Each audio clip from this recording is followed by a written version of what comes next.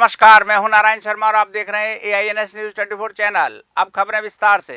छत्तीसगढ़ में आज कांग्रेस और भाजपा के स्टार प्रचारकों की चुनावी रैलियां थीं। भारतीय जनता पार्टी का प्रचार करने जहां उत्तर प्रदेश के मुख्यमंत्री योगी आदित्यनाथ पहुंचे, तो कांग्रेस के लिए प्रचार करने प्रियंका गांधी आईं।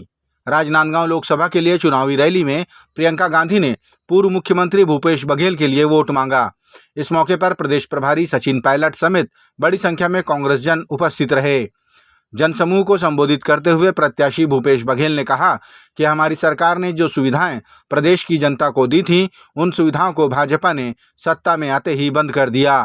उन्होंने कहा कि भाजपा ने सिर्फ ठगने का काम किया है। जगह जगह में जा था, बैनी मन मिला थे, नवा राशन कार्ड मिले है, नवा राशन कार्ड में केवल 5 किलो चावल। अब बताओ, हमारी सरकार में 35 किलो, आदिवासी क्षेत्र में 2 किलो नमक और 2 किलो चना भी मिला तरी से, लेकिन ये सरकार आए तीन काटे काम करत। तो 1000 रुपये दीस अयती 15 किलो थमई 3 झन 20 किलो काटे काम करे। ये सरकार नगायक बुता करे और जतेक योजना चले है, आप देख लो, शहर में लिखा है बड़े बड़े होर्डिंग 18 लाख आवास, मोदी जी गारंटी। एक आज जन बताओ तो एक जन आवास मिले हुई, कोई मिले 18 लाख आवास? 400 रुपए में सिलेंडर कौन मिले है? नहीं मिले। तो ठगे काम। और जन मिला तरी से वो लंगाए की बूता 4 महीना में सब लजेन गांव गौठान चलत रही से बंद हो गए। बंद होए कि नहीं होए? गोबर खरीदी बंद हो गए। साए गोबर खरीदी बंद हो गए, वर्मी कंपोस्ट खरीदी हो गए, गौठान बंद हो गए, स्व सहायता समूह मतलब काम मिलना बंद हो गए, रूरल इंडस्ट्रियल पार्क बंद हो गए, चाउर अब 5 किलो हो गए, राजीव मितान क्लब बंद हो गए, 1 लाख रुपए मिला थी बंद हो गए, 2500 बेरोजगारी भत्ता मिला थी से बंद हो गए। सबके साथ हैं। कांग्रेस की महासचिव प्रियंका गांधी ने कहा कि देश के प्रधानमंत्री को गरीबों की चिंता ठीक चुनाव के पहले ही होती है, बाद में वे गरीबों को भूल जाते हैं। प्रियंका ने महंगाई, बेरोजगारी और नारी सुरक्षा को लेकर भी भाजपा को आड़े हाथों लिया। ये परिस्थितियां बदल गई हैं, महंगाई बढ़ रही है, प्रधानमंत्री जी को मालूम ही नहीं है। अगर मालूम होता तो आपके सामने जब आते तो क्या महंगाई की बात नहीं करते? क्या ये बात नहीं करते?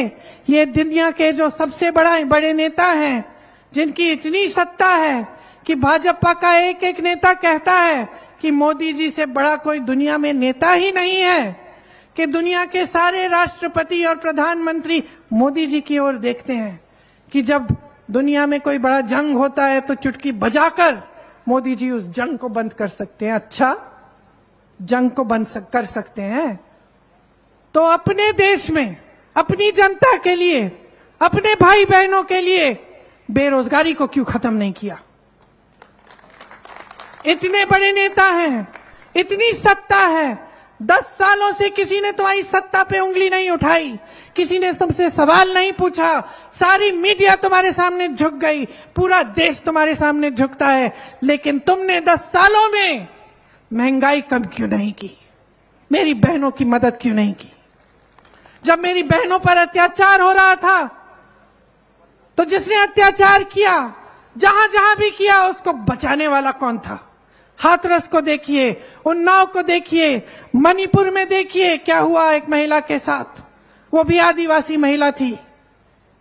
पूरे देश के सामने उसके साथ अत्याचार हुआ। मोदी जी ने क्या किया? अपना मुंह फेर लिया, आंखें मूंद ली, और जहां जहां महिलाओं के साथ अत्याचार हो रहा है, चाहे उत्तराखंड में हो, चाहे उत्तर प्रदेश में हो, चाहे हरियाणा में हो, चाहे हमारी ओलंपिक मेडलिस्ट के साथ ना हो, इस सरकार ने, नरेंद्र मोदी जी की सरकार ने अत्याचारों को बढ़ाया। रायगढ़ जिले के घरघोड़ा थाना क्षेत्र में स्थित तमनार रोड में सवारियों से भरी पिकअप वैन अनियंत्रित होकर पलट गई, जिससे उसमें सवार दर्जनों लोग घायल हो गए। मौके पर पहुंची जिला प्रशासन की टीम ने तुरंत घायलों को अस्पताल पहुंचाया। साथ ही गंभीर रूप से घायल 6 लोगों को जिला अस्पताल रेफर किया। बता दें कि पिकअप में क्षमता से अधिक यात्री सवार थे। छत्तीसगढ़ की कोरबा लोकसभा सीट से भाजपा की उम्मीदवार सरोज पांडे के पक्ष में चुनाव प्रचार करने उत्तर प्रदेश के मुख्यमंत्री योगी आदित्यनाथ पहुंचे। यहां उन्होंने अपने ओजस्वी भाषण से सभी को प्रधानमंत्री के कार्यों और दूरगामी सोच के बारे में बताया। भाजपा इकाई द्वारा योगी आदित्यनाथ का सम्मान भगवान राम की प्रतिमा भेंट करके किया गया। सभा को संबोधित करते हुए भाजपा प्रत्याशी सरोज पांडे ने कहा कि ये कोरबा का दुर्भाग्य है कि यहाँ कांग्रेस के सांसद होने के बावजूद गरीबों को जुग्गी ही मिली, लेकिन उसका पट्टा आज तक नहीं मिला। इतने लंबे अंतराल बीत गए, कोरबा लोकसभा क्षेत्र आज भी देश के 100 आकांक्षी जिलों में इसकी गिनती होती है, जबकि यहाँ पर लगातार कांग्रेस को हमेशा यहाँ से वोट मिलता रहा, वो यहाँ के सत्ता पर काबिज रहे। लेकिन आज भी कोरबा लोकसभा को आकांक्षी लोकसभा में गिना जाता है। ये दुर्भाग्य की स्थिति है और इस स्थिति को बदलने के लिए हम सब कार्यकर्ता सहित कोरबा लोकसभा क्षेत्र की जनता इस बार भारतीय जनता पार्टी को विजयी बनाएगी, ऐसा मेरा मत है। हमारे प्रधानमंत्री जी ने घोषणा करी कि जो झुग्गी झोपड़ी के लोग हैं वो सभी झुग्गी झोपड़ी के लोगों को पक्का मकान मिलेगा। पक्का मकान, झोपड़ी की जगह पर पक्का मकान देने का वादा हमारे संकल्प पत्र में है और ये संकल्प पत्र में किया हुआ हमारा संकल्प है कि झोपड़ी नहीं मकान देंगे। और अभी तक कांग्रेस पार्टी ने लगातार केवल झोपड़ी दी है और वो झोपड़ी पर भी पट्टा नहीं मिला है। कोरबा में लगातार जिन लोगों को पट्टे की जरूरत थी वो पट्टा नहीं मिला है। सरोज पांडे को जिताने का आग्रह करते हुए मुख्यमंत्री योगी आदित्यनाथ ने एक बार फिर प्रधानमंत्री की सोच और उनके देश प्रेम के बारे में लोगों से बातें साझा की गईं। उन्होंने कहा कि देश में आज जो इतना विकास हुआ है वो प्रधानमंत्री नरेंद्र मोदी की सोच के कारण ही हुआ है। बहनों और भाइयों, क्या अयोध्या में राम मंदिर का निर्माण कांग्रेस के लोग कर पाते? क्या मैं पूछना चाहता हूं, क्या कांग्रेस के लोग कर पाते? क्या ये सुरक्षा का माहौल जो देश के अंदर बना है, क्या ये कांग्रेस के लोग कर पाते? क्या गरीबों को राशन की सुविधा का लाभ कांग्रेस के लोग दे पाते? क्या बहनों और भाइयों, न ये सुरक्षा दे सकते हैं, न सुशासन ला सकते हैं, न गरीब कल्याण का कार्य कर सकते हैं, न विकास की बड़ी परियोजनाओं को ला सकते हैं। इनका तो नक्सलवाद के साथ भी इनका आंतरिक समझौता था। किस हद तक समझौता था बहनों और भाइयों? कैसे लोग सांठ गांठ करते थे, ये किसी से छुपा हुआ नहीं है। आपने इनके कार्यों को देखा होगा।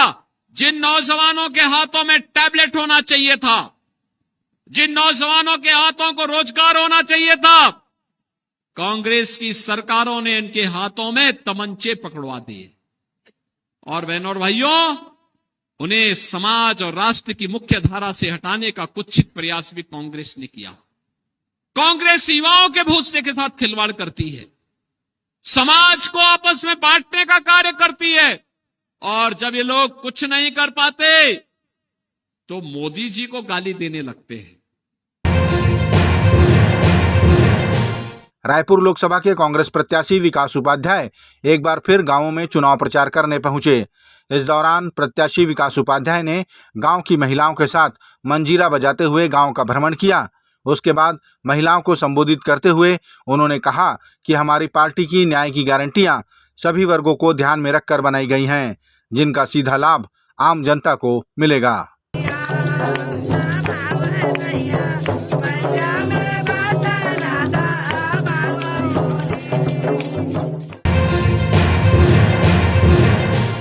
छत्तीसगढ़ में चर्चित शराब घोटाले के अंतर्गत जांच, पूछताछ और गिरफ्तारियों का दौर अभी भी जारी है।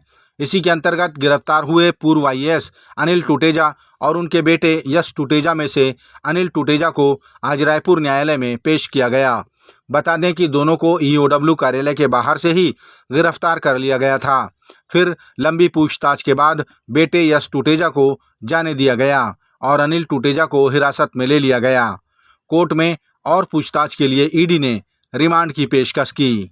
बता दें कि पूर्व आईएएस अनिल टुटेजा को ईडी की मांग पर 1 दिन की न्यायिक रिमांड पर भेज दिया गया है।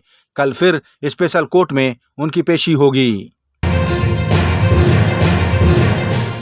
अखिल भारतीय कांग्रेस कमेटी की महासचिव प्रियंका गांधी के दौरे के मद्देनजर छत्तीसगढ़ भारतीय जनता पार्टी की पूर्व विधायक व प्रवक्ता रंजना साहू ने सवाल किया कि प्रियंका गांधी महिलाओं के उत्थान की बात करती हैं, लेकिन वे जरा ये बताएं कि रायपुर में कांग्रेस के अधिवेशन के दौरान उनकी ही सचिव अर्चना गौतम, जो दलित वर्ग से हैं, उनसे अभद्र व्यवहार किया गया, जिसकी शिकायत उन्होंने दर्ज भी कराई, लेकिन अब तक उन्हें न्याय नहीं मिला।